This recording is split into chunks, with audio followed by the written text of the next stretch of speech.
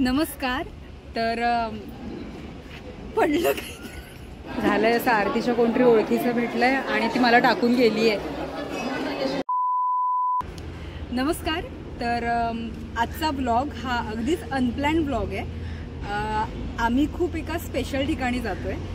मी चाललोय बल्लाळेश्वराला, म्हणजे पाली येथील बल्लाळेश्वराचं जे मंदिर आहे, अष्टविनायकातील तिसरं देवस्थान.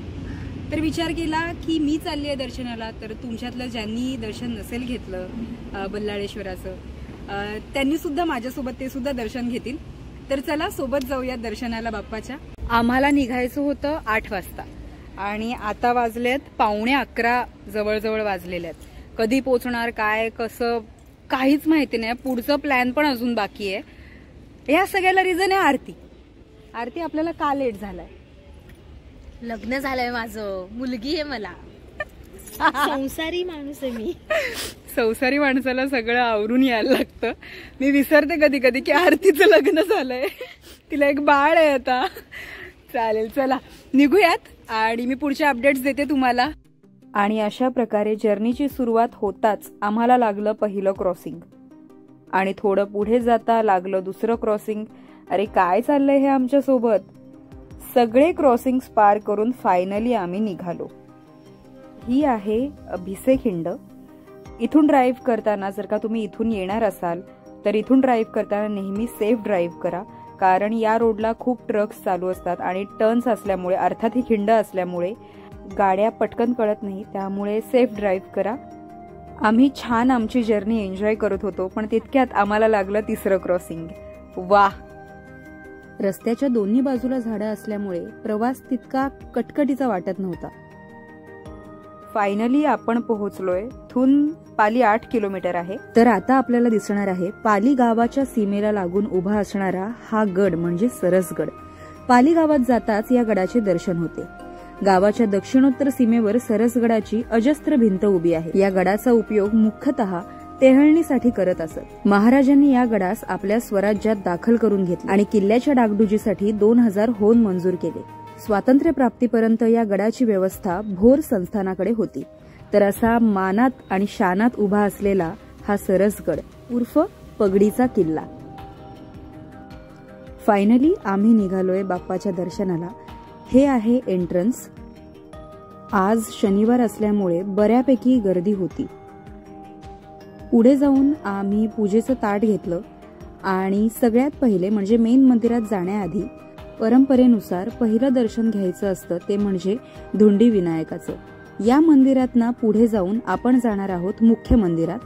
आता तुम्हाला हे जे लाईन्स दिसत आहेत, ह्या इतक्याच लाईन्स नाही आहेत. 1 जानेवारी, संकष्टी, गणेश जयंती या सगळ्यामध्ये मागे एक जागा आहे, तिथे लाईन असतात. त्याबरोबरच ही जी आता आपण जागा बघणार आहोत, या जागेत सुद्धा लाईन असतात. तिथून मग इथे येणार, पण आता नेहमी तितकी गर्दी नसते, त्यामुळे आता आपण डायरेक्ट मंदिराच्या इथे जाऊ शकतो. या लाईन मध्ये उभं राहताना सुद्धा मी आता कोणत्या तरी माझ्या खास व्यक्तीला भेटणार आहे, ही एक्साइटमेंट असते मला नेहमी. आरती, इकडे जाऊया. आम्ही आता हे पण एक्सप्लोर करू कदाचित. आरती, इथे पण जाऊयात. आरती, इथे जाऊयात. माझी मुलगी आहे घरी. इथे पण जाऊया. तुझी मुलगी आहे घरी. तर फायनली आपण आता जाणार आहोत गाभाऱ्यामध्ये. पण गाभाऱ्यामध्ये फोन अलाउड नाहीये. मंदिराची रचना खूप सुंदर आणि वैशिष्ट्यपूर्ण आहे. अष्टविनायकातील हा एकच असा गणपती आहे की जो भक्ताच्या नावाने प्रसिद्ध आहे. बल्लाळ हा बाप्पाचा निष्ठावंत भक्त होता. स्वयंभू असलेल्या या मूर्तीचे डोळे हिऱ्यांपासून बनवले आहेत. आमचं खूप छान असं दर्शन झालं आणि आम्ही निघालो बाहेर. बाहेर खूप मोठं तलाव आहे आणि यामध्ये आहेत खूप सारे कासव आणि मासे.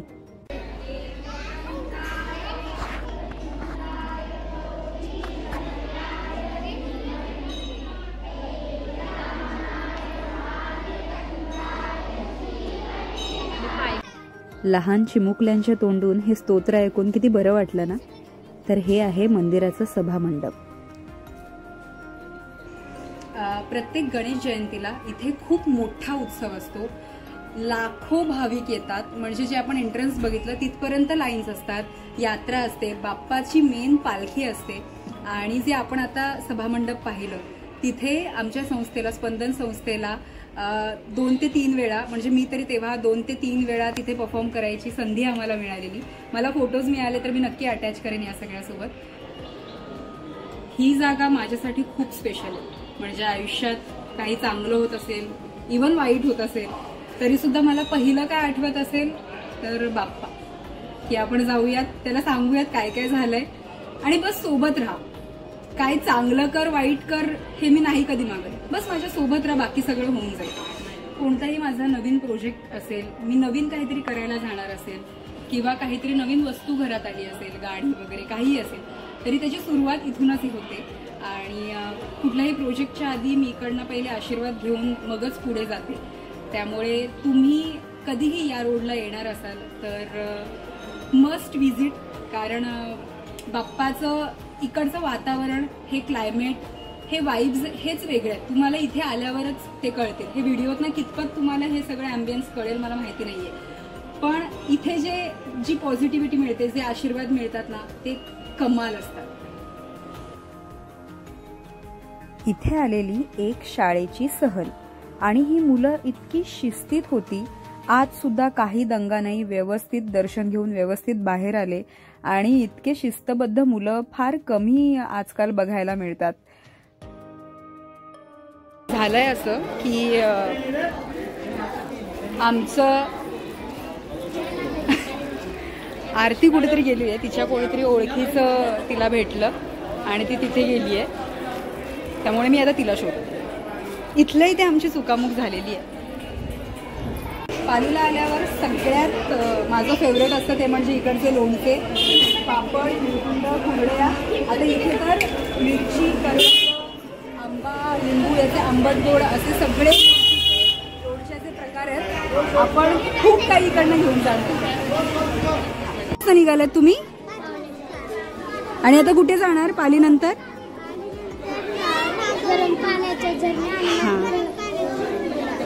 चालेल, बाय बाय, मजा करा.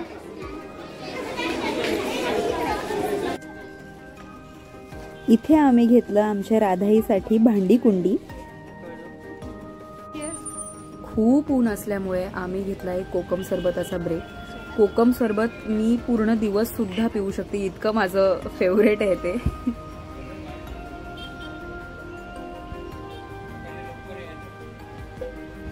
छान दर्शन झालं. माझे ओठ बघ कसे दिसते. हे आरतीने ना चिंच घेतली त्या काकांकडनं मागून. लाज काढतेस का तू?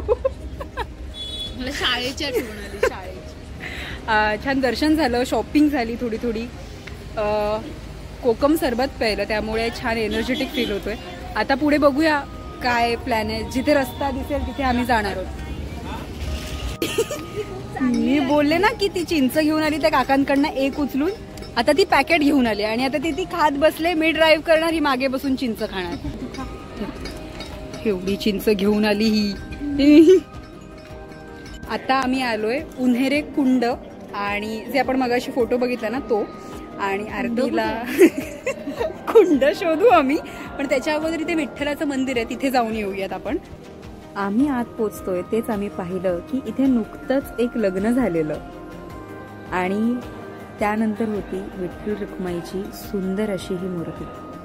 काकीना विचार, तिकडे त्या काम करतायत त्या. जा, अरे विचार, आपण कुंड कुठून शोधायचं? जा, कमॉन आरती, कमॉन.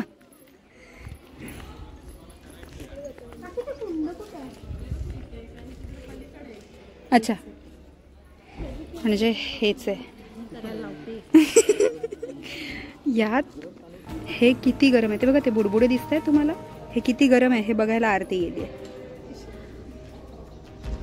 आहे का ग? हे आहे गरम पाण्याचे झरे. आता इथून ओके, नशीब कोणी नाहीये. किती छान शांतता आहे ना. हे आहे गरम पाण्याचे कुंड आणि हे नॅचरली गरम पाणी आहे याच्यामध्ये. त्याचं काय मला माहिती नाही एक्झॅक्ट त्याची स्टोरी, पण इथे गरम पाणी नॅचरली आणि बऱ्याच वर्षापासून आहे. इथे जर का कंटिन्यू बघत बसलं ना तर त्यातून आतना बुडबुडे येते. आपण कॅप्चर करायचा प्रयत्न करू.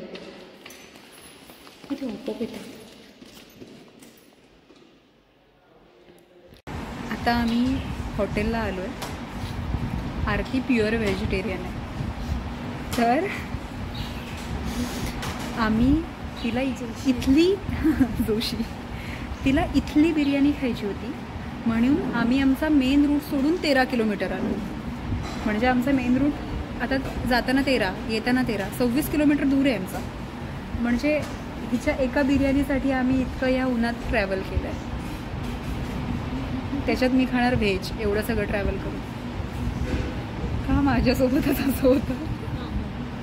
पोटभर स्वादिष्ट जेवण झाल्यानंतर आरतीने घेतला चहा आणि मी घेतलं अर्थात माझं फेवरेट कोकम सरबत. छान. आम्ही 26 किलोमीटर फक्त जेवायला आलेलो व्हेज. ते आमचं व्हेज जेवण झालंय. छान जेवण होतं. आणि आता आम्ही डायरेक्ट घरी पोहोचणार. मध्ये काय ब्लॉग करायला मिळेल का मला माहिती नाही, कारण आता काही हॉल्ट नाही. आता आम्ही डायरेक्ट घरीच.